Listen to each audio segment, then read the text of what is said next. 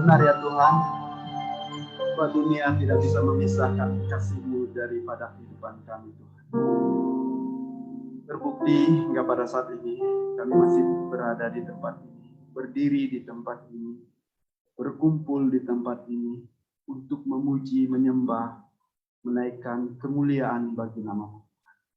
Pada saat ini sebentar kami akan mendengarkan kebenaran firman Tuhan. Dan biarlah kuasa Roh Kudus-Mu memenuhi setiap hati dan pikiran kami, agar kami dapat mengerti akan kebenaran firman-Mu. Terima kasih ya Tuhan, terpujilah nama-Mu. Kami siap mendengarkan firman-Mu. Dalam nama Tuhan Yesus kami berdoa. Amin. Silakan duduk Bapak Ibu.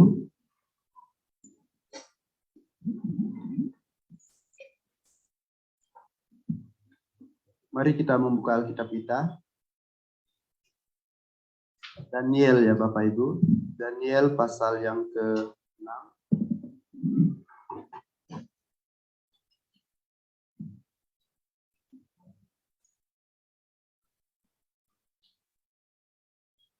Daniel pasal 6, kita satu ayat aja kita baca. Nanti Bapak Ibu bisa baca di rumah. Karena terlalu panjang.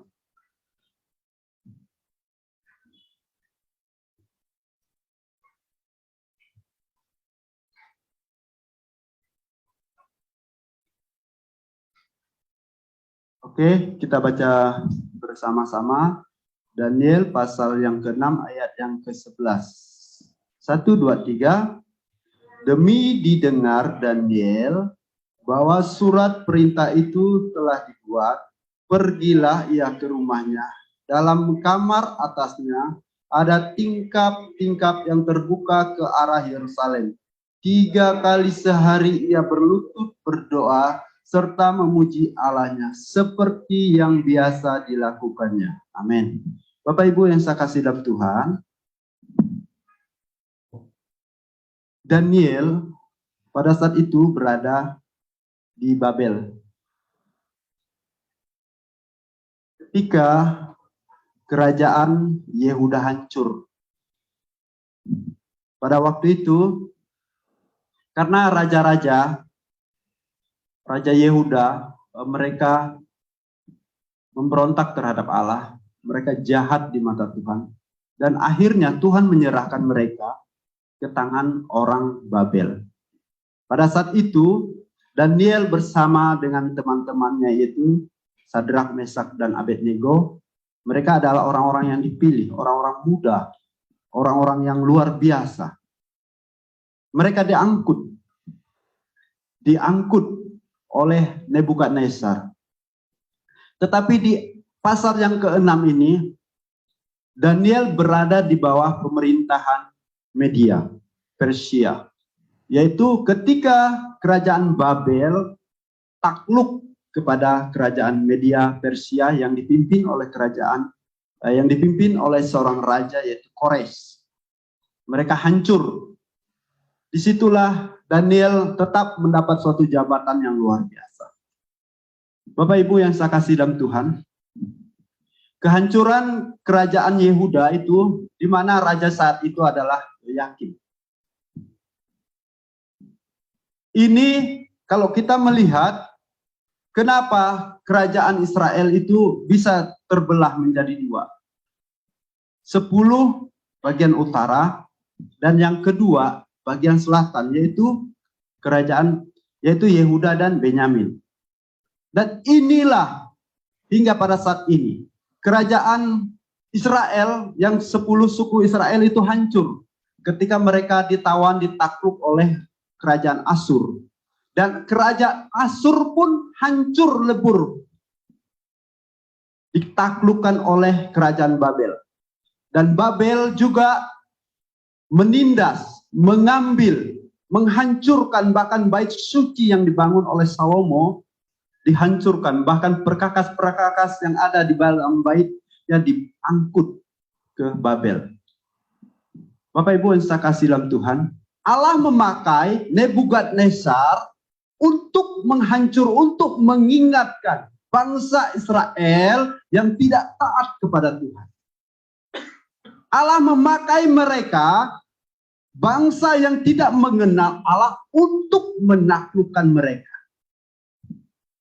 Bapak Ibu yang saya kasih dalam Tuhan, kita melihat Daniel tidak mudah hidup di dalam pembuangan. Yang pertama, dia harus hidup di bawah kerajaan Babel. Dan yang kedua, dia harus hidup di bawah kerajaan Media Persia. Tetapi Daniel karena orangnya yang luar biasa, yang Tuhan pakai, roh Tuhan ada bersamanya. Dia orang yang luar biasa, orang yang terdidik, orang yang memiliki hikmat yang luar biasa yang Tuhan pakai. Kalau kita melihat 2017, Daniel ini memiliki jabatan yang tinggi, bahkan wakil-wakil kerajaan harus memberi pertanggungjawaban segala mungkin pajak, penghasilan, pendapatan, pengeluaran harus dipertanggungjawabkan kepada Daniel. Mereka harus melapor pengeluaran apa.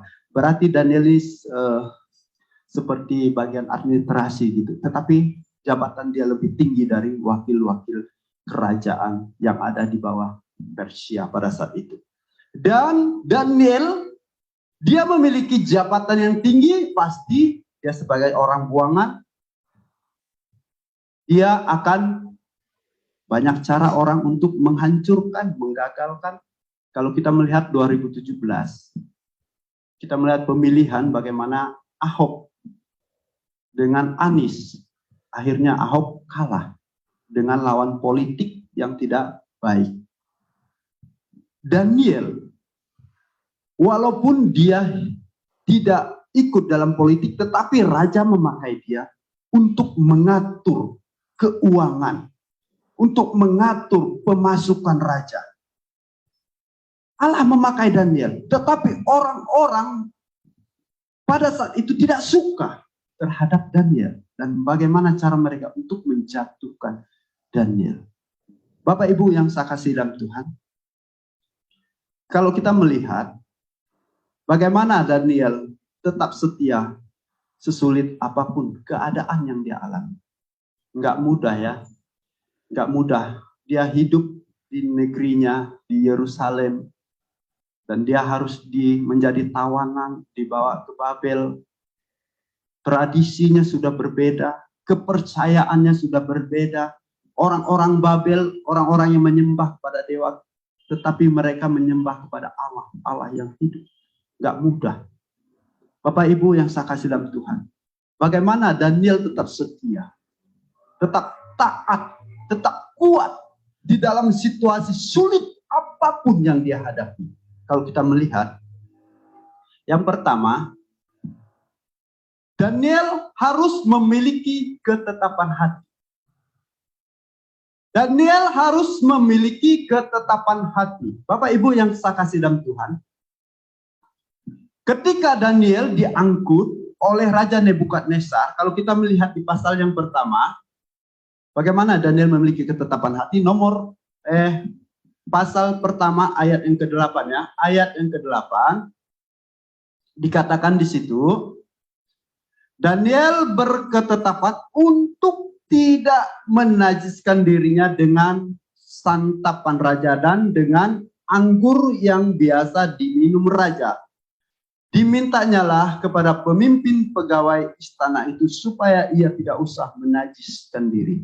Daniel sudah memiliki kebiasaan, kehidupan. Dia tidak mau menajiskan dirinya dengan makanan raja. Bisa aja makanan raja pada saat itu sebelum disantap oleh raja dipersembahkan kepada dewa.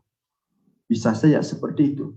Jadi Daniel betul-betul memiliki ketetapan hati bahwa dia tidak mau menikmati makanan raja itu. Dia nggak mau. Dia tidak mau menajiskan diri. Dia sudah susah hidup di negara orang. Bagaimana kesalahan bangsa Yerusalem, orang-orang Yehuda, ketika mereka memberontak terhadap Tuhan, mereka meninggalkan Tuhan, mereka tidak mendengar nabi-nabi yang bernubuat bahwa mereka akan hancur, bahkan akan dibuang ke Babel selama 70 tahun. Daniel menyadari akan itu. Jangan sampai ketika dia berada di pembuangan, dia juga melakukan hal-hal yang tidak berkenan kepada Tuhan. Tetapi Daniel melakukan itu, dia tidak mau menajiskan diri, dia tetap mau memuliakan Tuhan. Walaupun situasi sulit apapun. Walaupun mungkin kita pada saat ini, makanan raja pasti enak-enak. Tetapi Daniel tidak mau memilih itu.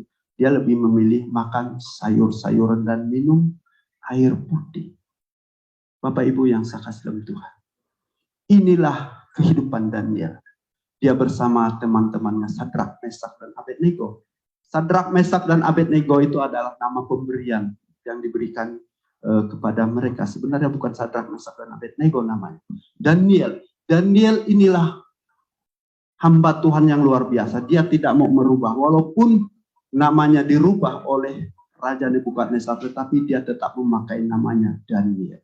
Dia tidak mau, karena Daniel artinya Allah adalah hakim. Bapak Ibu yang saya kasih dalam Tuhan. Luar biasa kehidupan Daniel. Dia memiliki ketetapan hati. Dia tidak mau menikmati makanan raja. Dia mau menghindari itu. Karena itu najis. Karena itu berdosa. Karena itu hal yang dilarang oleh Tuhan. Jadi dia tidak mau ikut campur dalam hal makanan. Bapak Ibu yang saya kasih dalam Tuhan. Jadi Daniel bisa menjaga mulutnya. Bisa menjaga mulutnya, membatasi diri untuk menikmati makanan yang enak-enak. Tetapi dia memilih makanan sayur-sayuran.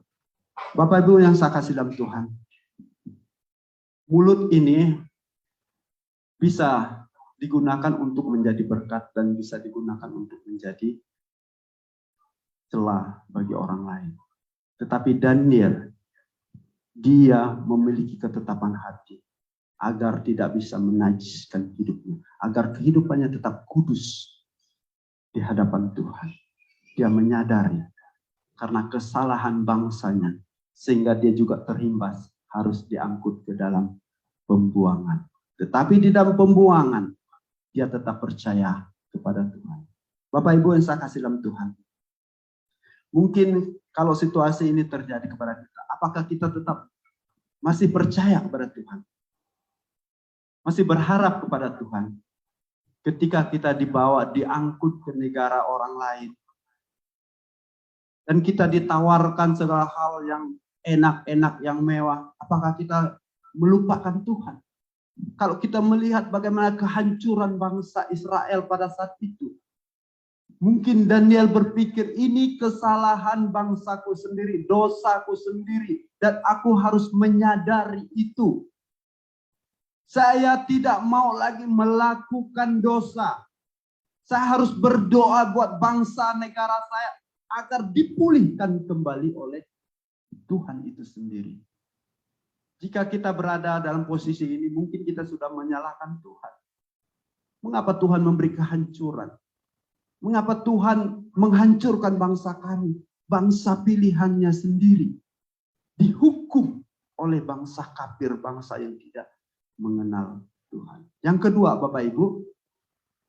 Yang kedua, setia dalam pekerjaan. Kalau kita melihat ya pasal yang ke-6, ayat yang ke-5.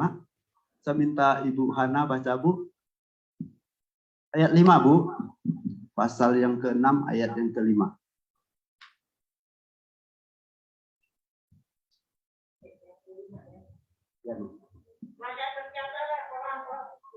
Pasal 6, Bu. Pasal 6 ayat 5.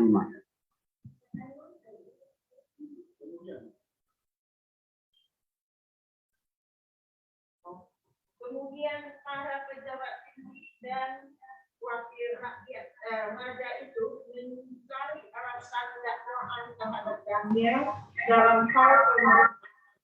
Tetapi mereka tidak mendapat alasan atau sesuatu kesalahan. Sebab ia setia dan tidak ada didapati sesuatu kelainan atau sesuatu kesalahan padanya. Amin. Di sini yang kedua, setia dalam pekerjaan. Daniel, walaupun dia bukan orang Babel atau orang Media Persia, tetapi pekerjaan yang diberikan, yang dipercayakan oleh Raja Darius pada saat itu, dia betul-betul mengambil tanggung jawab yang penuh. Dia bertanggung jawab, dia tidak mau melalaikan suatu pekerjaan sedikit pun. Bisa saja Daniel bekerja asal-asal seperti itu ya. Untuk apa aku bekerja untuk bangsa orang? Mendingan saya bekerja asal-asalan aja. Bisa saja Daniel seperti itu, tetapi Daniel tidak mau. Tanggung jawab yang diberikan kepada dia, dia harus lakukan dengan benar. Bahkan dikatakan tidak ada satu kesalahan apapun. Dalam arti Daniel betul-betul bertanggung jawab atas pekerjaan yang tuannya atau Raja Darius berikan kepada dia. Bapak Ibu yang saya kasih dalam Tuhan, jika kita dalam suatu perusahaan atau bekerja di manapun, kalau kita ditempatkan di suatu perusahaan, usahakanlah kita bertanggung jawab, kerjakan apa tanggung jawab kita. Jangan sampai kita melalaikan tanggung jawab kita itu. Seperti Daniel, dia sangat bertanggung jawab atas pekerjaan. Dia tidak lalai. Dia melaksanakan tugasnya dengan baik. Ini yang luar biasa. Raja Darius melihat bagaimana Daniel ini, seorang yang memiliki hikmat yang 10 kali lipat lebih pintar dari orang-orang Babel pada saat itu, orang-orang Media pada saat itu. Luar biasa. Tuhan memakai Daniel. Luar biasa. Dia boleh menjadi berkat. Boleh menjadi berkat walaupun dia berada di dalam pembuangan. Bapak Ibu yang saya kasih dalam Tuhan. Walaupun situasi sulit yang harus Daniel hadapi. Lawan politiknya yang ingin menjatuhkan dia. Dengan berbagai macam cara. Mungkin kalau kita memiliki posisi dalam perusahaan yang tinggi, pasti banyak, atau di dalam pemerintahan, pasti banyak orang yang ingin menjatuhkan kita. Apalagi kita sebagai anak-anak Tuhan. Kalau kita melihat baru-baru ini, seorang menteri agama, wah luar biasa, mereka di demo. Bahkan ada yang mengatakan, dia harus dihukum mati. Waduh, ngeri.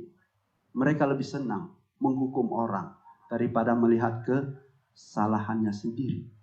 Apalagi si Nobel Bamukmin ya. Wah, dengan begitu semangat dia mengajak alumni 212 untuk demo supaya menjatuhkan menteri agama Pak Yakub. Bapak Ibu yang saya kasih Tuhan.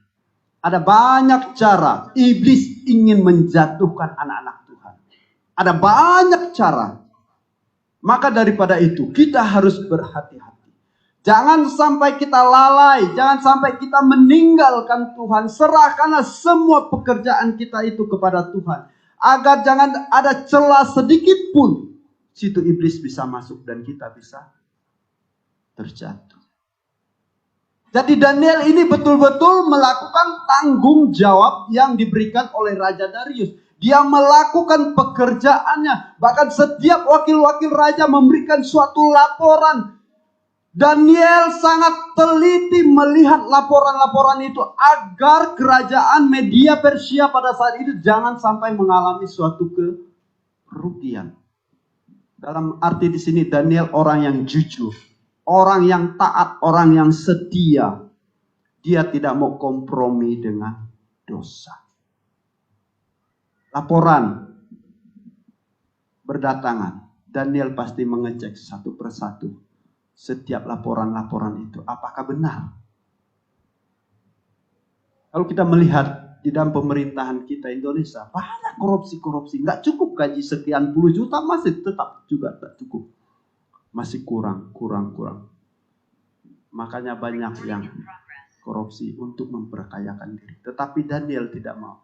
Dia hamba Tuhan yang luar biasa, seorang nabi yang luar biasa, memiliki hati kejujuran dalam hal bertanggung jawab di dalam pekerjaan. Bapak Ibu yang saya kasih dalam Tuhan, melalui kejujurannya, kesetiaan, ketaatan Daniel di dalam pekerjaannya, lawan politiknya, orang-orang media Persia pada saat itu, khususnya wakil-wakil raja yang tidak suka terhadap Daniel, mencari cara untuk menjatuhkan Daniel. Bagaimana cara kita mencari celah untuk menjatuhkan orang ini? Mereka mungkin berdiskusi, berpikir bagaimana cara. Karena memang nggak ada celah, sama sekali nggak ada celah yang bisa menyalahkan Daniel. Satu-satu caranya, bahwa barang siapa yang menyampaikan atau permohonan selama 30 hari kepada dewa manapun atau manusia manapun, kecuali kepada Raja Darius, harus dihukum. Dalam hal ini mereka mengambil kesempatan.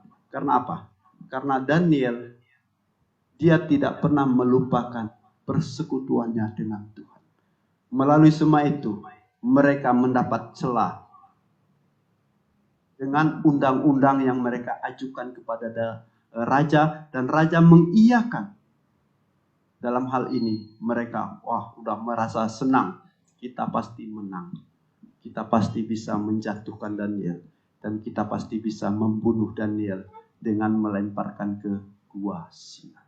Bapak Ibu yang saya kasih dalam Tuhan, dengan cara ketika Daniel mendengar surat perintah raja itu, dia tidak pernah gentar dan selalu berdoa, bersekutu kepada Tuhan. Bapak Ibu yang saya kasih dalam Tuhan, walaupun kita sudah jujur, sudah benar dalam pekerjaan kita, nggak ada kesalahan, tetapi ada banyak orang yang nggak suka. Justru kalau kita melihat, justru orang yang jujur itu pasti banyak dibenci dimanapun, perusahaan manapun, baik di dalam pemerintahan manapun. Orang yang jujur, orang yang melakukan pekerjaan yang benar, yang baik, yang bertanggung jawab, justru itu banyak dibenci oleh orang. Karena apa? Karena tidak bisa melakukan korupsi, karena tidak ada pemasukan lagi. Dengan cara bagaimana menjatuhkan dia agar kita bisa melakukan korupsi, bisa memperkayakan diri. Justru orang yang berbuat jujur, banyak orang yang tidak suka. Betul nggak Bapak Ibu? Di dalam sebuah perusahaan pasti kita dapat akan. Daniel mendapati kesulitan itu, bahwa dia akan dijatuhi hukuman ketika dia menyembah kepada Tuhan. Padahal dia hanya menyembah kepada Tuhan, memuji Tuhan. Dia bukan melakukan suatu kejahatan, merampok, merampas uang, korupsi. Enggak, dia hanya memuji Tuhan. Bapak Ibu saya kasih Tuhan. Yang kedua, Daniel setia dalam pekerjaan. Yang ketiga, Daniel memelihara ibadahnya. Ayat yang ke-11. Kita akan baca yang ke-11. Sama-sama 1, 2, 3. demi didengar Daniel bahwa surat perintah itu telah dibuat, pergilah ia ke rumahnya. Dalam kamar atasnya ada tingkap-tingkap yang terbuka ke arah Yerusalem. 3 kali sehari ia berlutut, berdoa serta memuji Allahnya seperti yang biasa dilakukannya. Hal ini Daniel tidak pernah melupakan Tuhan. Bukan karena dia sudah mendengar surat perintah itu bahwa orang yang menyampaikan suatu permohonan kepada siapapun akan dihukum. Tetapi Daniel sudah melakukan itu sebelum itu terjadi. Daniel tidak pernah melupakan Tuhan.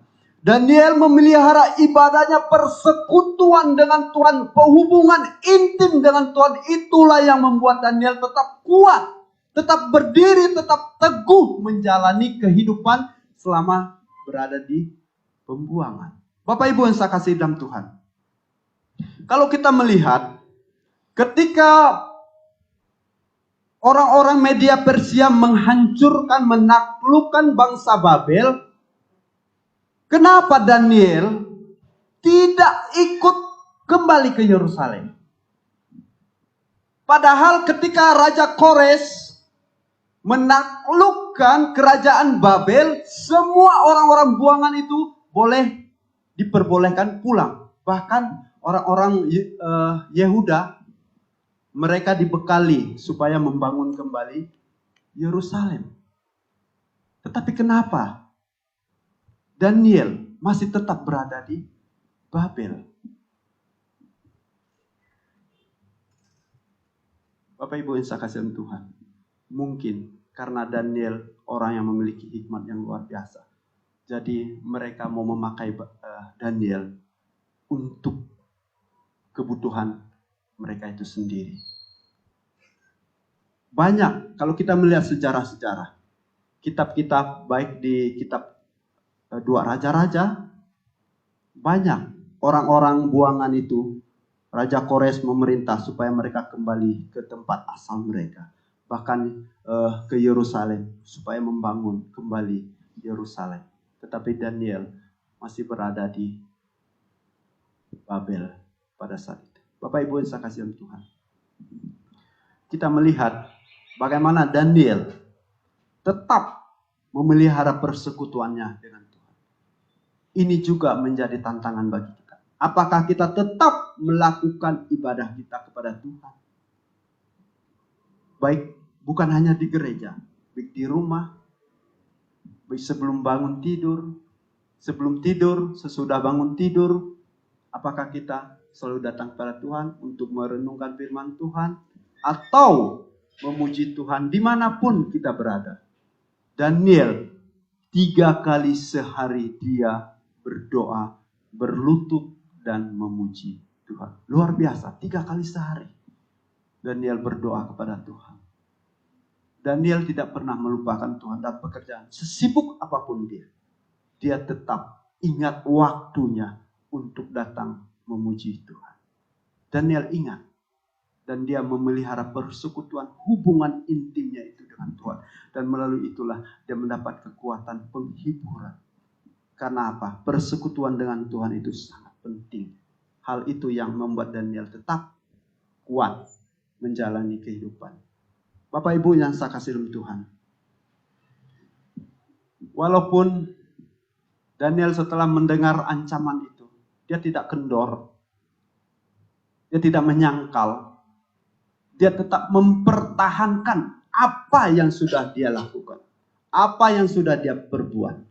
Dia nggak mau kendor. Saya tidak mau walaupun saya harus mati, saya tetap percaya kepada Tuhan. Bapak Ibu yang saya kasih dalam Tuhan, jika itu terjadi kepada kita, ancaman itu terjadi kepada kita sebagai anak-anak Tuhan, suatu saat kita nggak tahu ya. Contoh, kalau antikris kata orang, suatu saat kalau kita bertemu tiba-tiba kita ditodong, pakai pisau atau pakai parang atau pakai apapun sudah di leher kita. Percaya Yesus, putus leher. Tidak percaya, dilepaskan. Apa yang kita lakukan? Percaya, pas di leher kita putus. Nggak percaya, kita hidup. Apa yang kita lakukan? Ini jawaban itu tergantung pribadi kita sendiri. Saya nggak bisa. Suatu saat jika itu terjadi dalam kehidupan kita, apa yang harus kita lakukan? Apakah kita masih bisa mempertahankan iman kita, tetap percaya kepada Tuhan itu, atau kita sudah harus meninggalkan karena takut leher kita akan putus? Ngeri Bapak Ibu. Kalau pisau sudah di leher ini, ngeri. Nggak bisa kita berbuat apa-apa.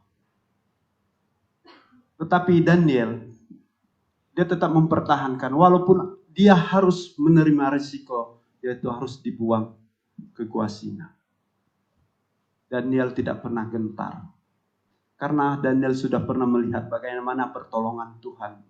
Ketika saudaranya yaitu Sadrak, Mesak, dan Abednego, teman-temannya ini ketika dibuang ke dalam perapian, Tuhan mengutus malaikatnya menyelamatkan mereka dari api yang panasnya 7 kali lipat panas.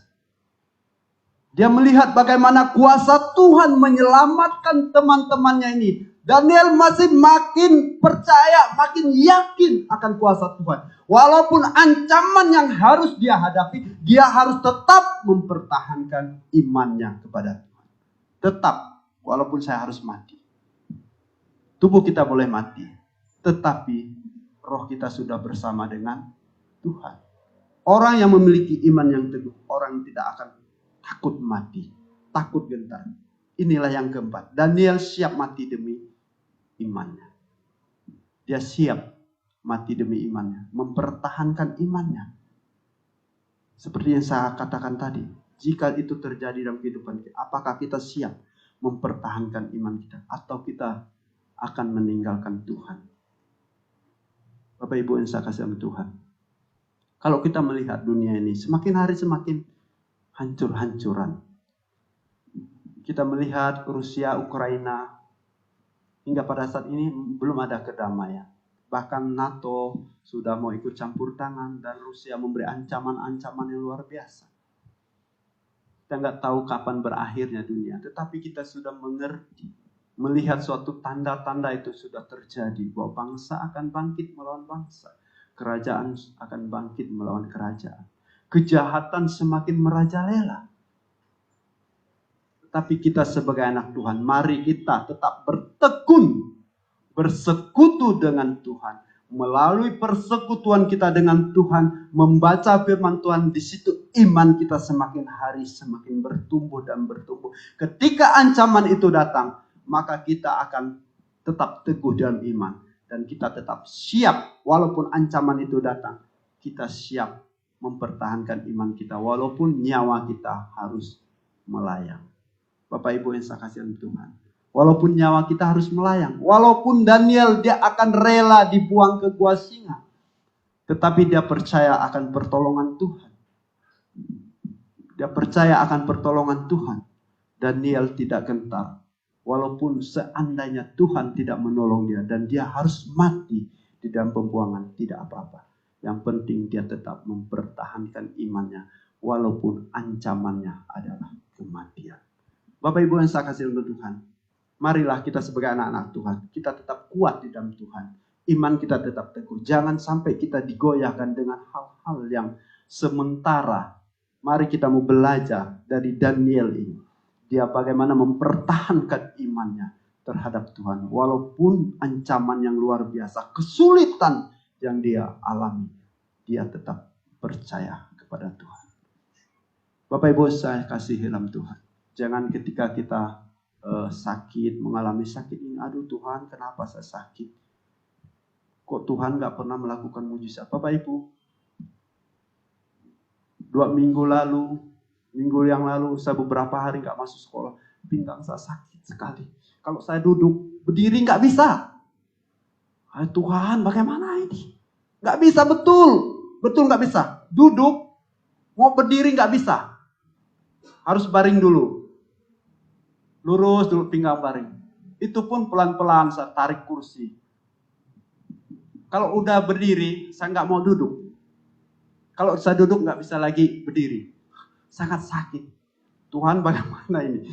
Biar mujizatmu terjadi Tuhan. Enggak, pada saat ini masih pinggang saya masih. Tapi sekarang udah nggak begitu sakit. Tapi memang betul sakit. Nunduk nggak bisa. Saya nggak tahu apa yang terjadi dalam pinggang saya. Tapi saya masih percaya Tuhan tolong jamah.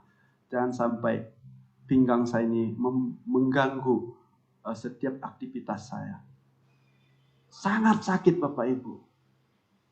Saya mau gendong anak saya yang kecil, mau nunduk ini ngangkat dia pun susah sekali. Nggak bisa. Bagaimana ini Tuhan, saya bilang. Tuhan tolong. Nggak bisa, sangat nggak bisa Bapak Ibu, sakit sekali. Saya sampai istri bilang, coba berobat. Saya berobat. Udah minum obat berapa kali minum obat, nggak sembuh. Dokter bilang coba cek ke Gatot Subroto. Mau scan apa sih penyebabnya. Sampai saat ini saya belum melakukan itu. Tapi saya mau berdoa pada Tuhan. Biar Tuhan melakukan mujizat yang luar biasa. Seperti Tuhan juga menolong Daniel ketika ancaman itu terjadi di hadapnya. Bahkan Daniel akhirnya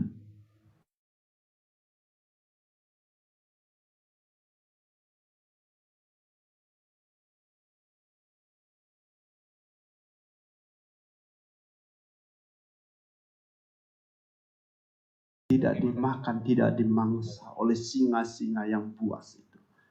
Dan ketika Raja Darius pagi-pagi bangun, datang dan berseru kepada Daniel.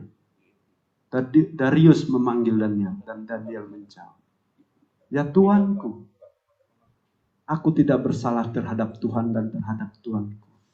Oh, begitu girang, gembira hati Darius bahwa Daniel tidak mati, tidak diterkam oleh singa. Karena apa? Daniel adalah orang yang benar di mata Tuhan dan di mata Raja. Bapak Ibu yang saya kasih dalam Tuhan. Melalui imannya Daniel ini, Darius menyatakan, membuat suatu keputusan surat yang luar biasa. Kalau kita membaca, kita baca secara bersama-sama setelah apa yang Daniel alami dan Daniel tidak mati. Kita di ayat yang ke-27 dan ke-28, pasal 6 tadi ya, kita baca sama-sama. 1, 2, 3. Bersama ini kuberikan perintah bahwa di seluruh kerajaan yang kukuasai, orang harus takut dan gentar kepada Allahnya Daniel. Sebab dialah Allah yang hidup, yang kekal untuk selama-lamanya. Pemerintahannya tidak akan binasa dan kekuasaannya tidak akan berakhir. Dia melepaskan dan menolong dan mengadakan tanda dan mujizat di langit dan di bumi. Dia yang telah melepaskan Daniel dari cengkeraman singa-singa itu. Jadi Raja Darius mendeklarasikan bahwa setiap orang harus takut dan gentar kepada Allahnya Daniel. Melalui kesaksian hidup Daniel, melalui perbuatan Daniel, Raja Darius mengumumkan semua orang yang berada di bawah pemerintahannya harus takluk, gentar, dan takut kepada Allahnya Daniel. Luar biasa. Melalui kehidupan Daniel, dia menunjukkan bahwa dia seorang yang percaya kepada Allah yang hidup. Dan orang semua akan percaya. Bapak Ibu yang saya kasih dalam Tuhan, marilah kita, walaupun sesulit apapun yang kita hadapi, situasi yang kita hadapi, tunjukkanlah iman kita kepada Tuhan. Agar kita sebagai anak-anak Tuhan, kita akan menyatakan bagaimana pertolongan Tuhan itu dalam kehidupan kita. Dan untuk kesimpulan buat kita, dan orang-orang bijaksana akan bercahaya seperti cahaya cakrawala, dan yang telah menuntun banyak orang kepada kebenaran seperti bintang-bintang tetap untuk selama-lamanya. Bapak Ibu yang saya kasih Tuhan, kita seperti bintang-bintang, seperti cakrawala yang menuntun orang kepada kebenaran. Biarlah kebenaran firman Tuhan yang singkat ini boleh menjadi berkat bagi kita semua. Mari kita sebagai anak-anak Tuhan, kita tetap teguh dalam iman kita. Kita akan masuk ke dalam perjamuan kudus. Saya minta untuk Pak Apriyadi dan Ibu Nesa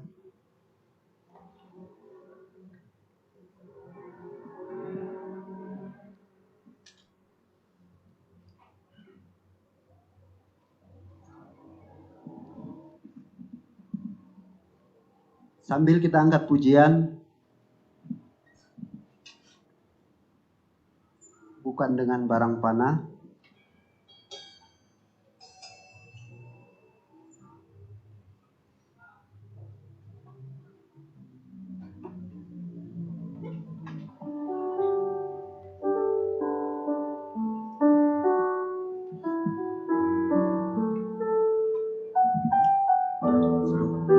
semuanya boleh berdiri. Kita angkat pujian bukan dengan barang panah.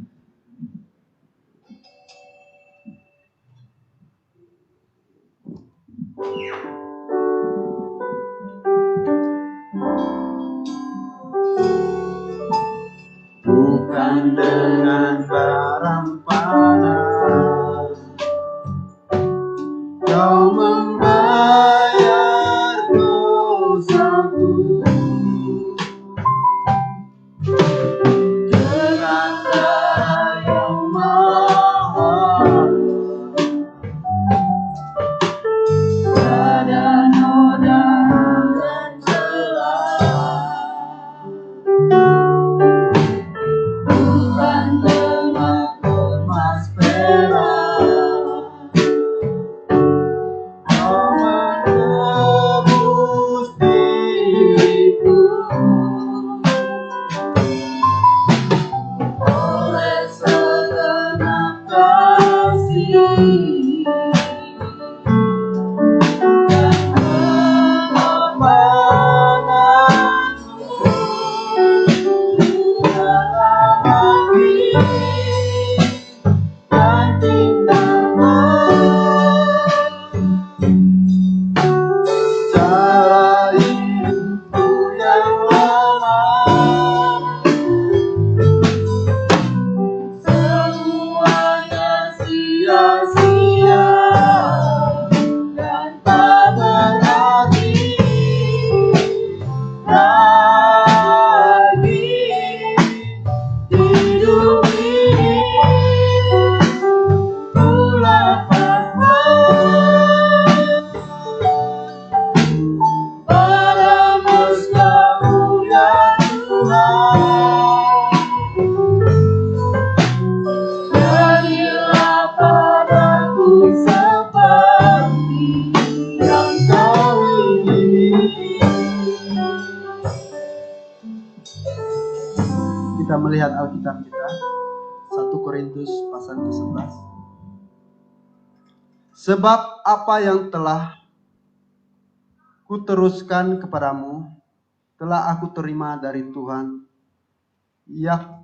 yaitu bahwa Tuhan Yesus pada malam waktu ia diserahkan mengambil roti, dan sesudah itu ia mengucap syukur atasnya, ia memecah-mecahkannya dan berkata, inilah tubuhku yang diserahkan bagi kamu. Perbuatlah ini menjadi peringatan akan aku. Demikian juga ia mengambil cawan sesudah makan lalu berkata, cawan ini adalah perjanjian baru yang dimateraikan oleh darahku. Perbuatlah ini setiap kali kamu meminumnya menjadi peringatan akan aku. Sebab setiap kali kamu makan roti ini dan minum cawan ini, kamu memberitakan kematian Tuhan sampai ia datang. Jadi barang siapa dengan cara yang tidak layak makan roti atau minum cawan Tuhan, ia berdosa terhadap tubuh dan darah Tuhan. Karena itu hendaklah tiap-tiap orang menguji dirinya sendiri, dan baru sesudah itu ia makan roti dan minum dari cawan itu. Karena barang siapa makan dan minum tanpa mengakui tubuh Tuhan, ia mendatangkan hukuman atas dirinya. Mari kita diam sejenak. Kita berdoa masing-masing dalam hati kita.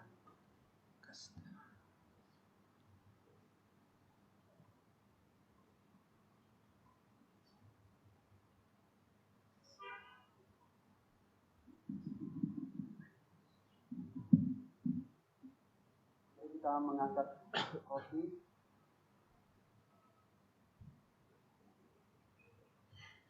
Pada waktu malam, waktu ia diserahkan mengambil roti, dan sesudah itu ia mengucap syukur atasnya. Ia memecahkannya dan berkata, inilah tubuhku yang diserahkan bagi kamu. Perbuatlah ini menjadi peringatan akan aku. Mari kita makan.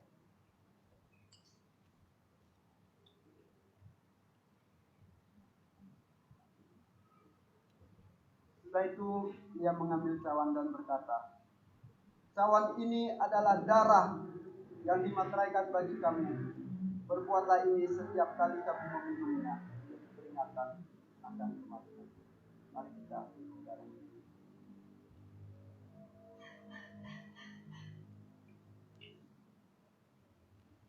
Mari kita berdoa.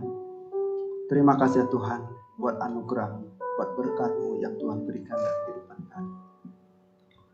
Biarlah kebenaran firman-Mu boleh menjadi bagian dalam kehidupan kami, agar kami tetap setia dalam situasi sulit apapun.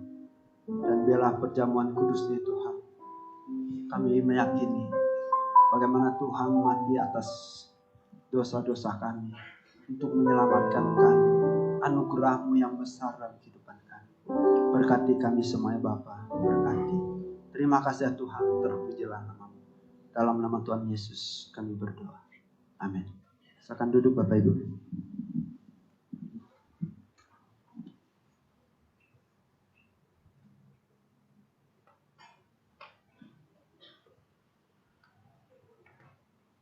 Ya, puji nama Tuhan, kita sungguh diberkati dengan kebenaran firman Tuhan hari ini. Dan kita akan memberikan yang terbaik bagi Tuhan persembahan kita. Namun sebelumnya kita akan berdoa terlebih dahulu.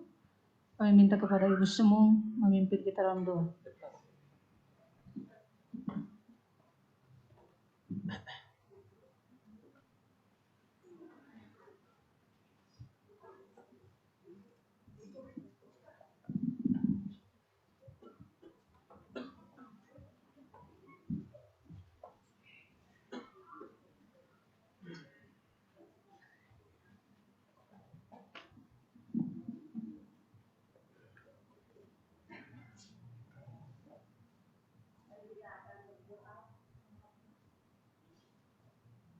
Ya Bapak yang pertama dalam kerajaan surga, Bapak yang kami kenal dalam nama Yesus Kristus.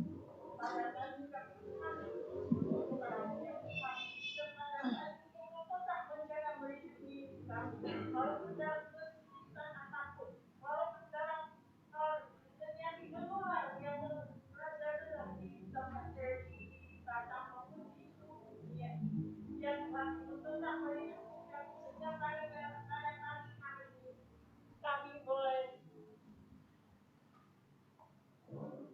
kami boleh tetap memuji Engkau.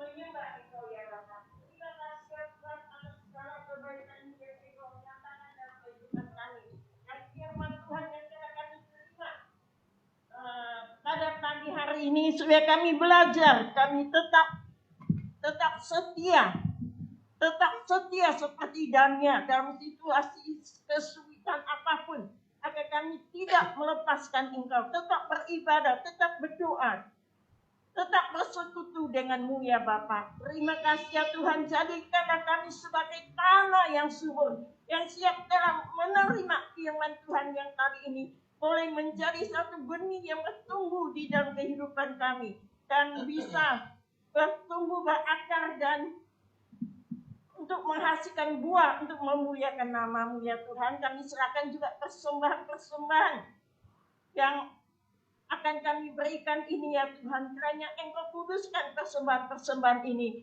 dan supaya setiap orang yang telah memberi maupun yang belum sempat memberi, Tuhan, kiranya tangan kasih-Mu menyertai kami dan memberkati segala usaha pekerjaan kami dan rumah tangga kami dan kesehatan kami ya Bapa. Terima kasih ya Tuhan, juga berkati semua ini. Di dalam nama Tuhan Yesus kami berdoa. Haleluya. Amin. Amin. Kita akan memberikan persembahan kita. Kami minta kepada petugas sambil kita angkat pujian, besarkan nama Tuhan.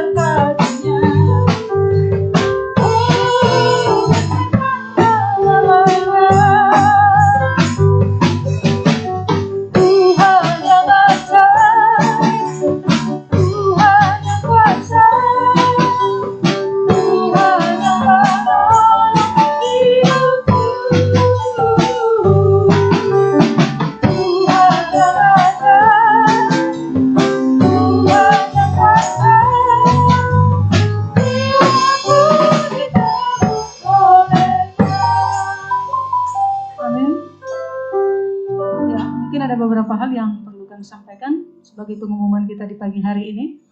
Yang pertama, kita berterima kasih untuk semua jemaat Tuhan yang sampai hari ini masih tetap setia mendukung dalam pelayanan gereja kita, khususnya dalam memberi persembahan. Walaupun mengikuti ibadah secara online juga tetap setia memberikan persembahan melalui transfer rekening ya. Ya, ibadah kita tetap seperti ini, masih belum ada informasi yang kita dapatkan untuk pembaharuan dalam ibadah, maksudnya untuk terbuka secara 100% begitu ya. Jadi kita tetap masih menggunakan dalam dua metode, maksudnya secara online dan secara terbuka seperti ini ya. Jadi beberapa jemaat kita ya juga mungkin ada yang mengalami sakit. Kita doakan supaya jemaat yang mengalami sakit juga bisa mengalami kesembuhan. Dan kami juga menganjurkan kepada setiap jemaat Tuhan, kita semua untuk bisa mengikuti protokol kesehatan yang sudah ditetapkan oleh pemerintah apabila berpergian ke mana, ya ke tempat-tempat yang ramai khususnya begitu ya. Mari kita tetap mengikuti protokol supaya kita bisa tetap terhindar dan menjaga kesehatan bersama. Kita bisa tetap eksis, bisa mengikuti ibadah dengan baik. Dan selanjutnya tidak lagi pengumuman yang perlu kami sampaikan. Untuk ibadah tetap semuanya masih tetap online. Ibadah doa ada pertemuan ya. Ibadah doa setiap hari Selasa ada di tempat ini. Komsel juga masih online. Mungkin ada komsel yang sudah buka juga ya. Ya intinya sebenarnya dalam setiap ibadah, walaupun itu secara dibuka untuk umum seperti ini atau secara tatap muka, ya masing-masing kita tetap menjaga kesehatan, memakai protokol-protokol yang sudah ditetapkan ya, supaya semuanya kita bisa terjaga dari sakit penyakit. Baik, itu saja pengumuman kita hari ini. Kita bangkit berdiri, kita akan mengakhiri kebaktian kita. Kami memuji kebesaran-Mu Tuhan.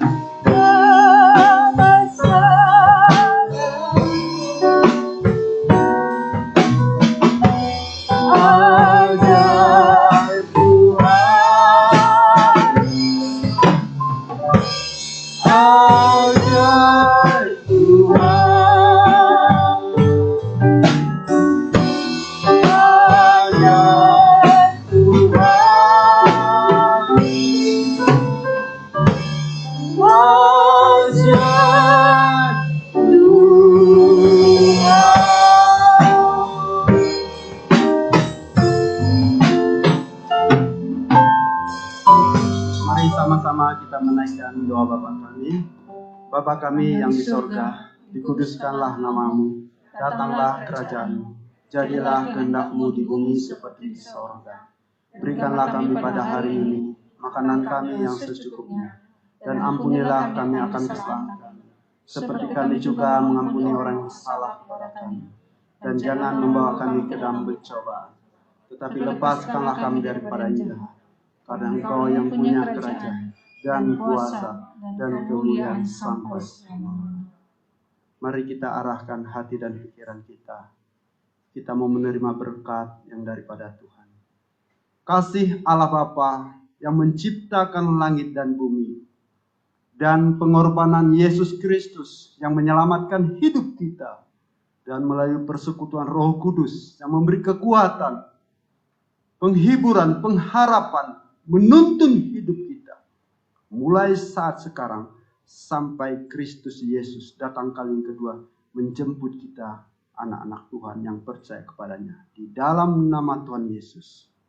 Amin. Silakan duduk Bapak Ibu sambil saat teduh. Tuhan Yesus memberkati.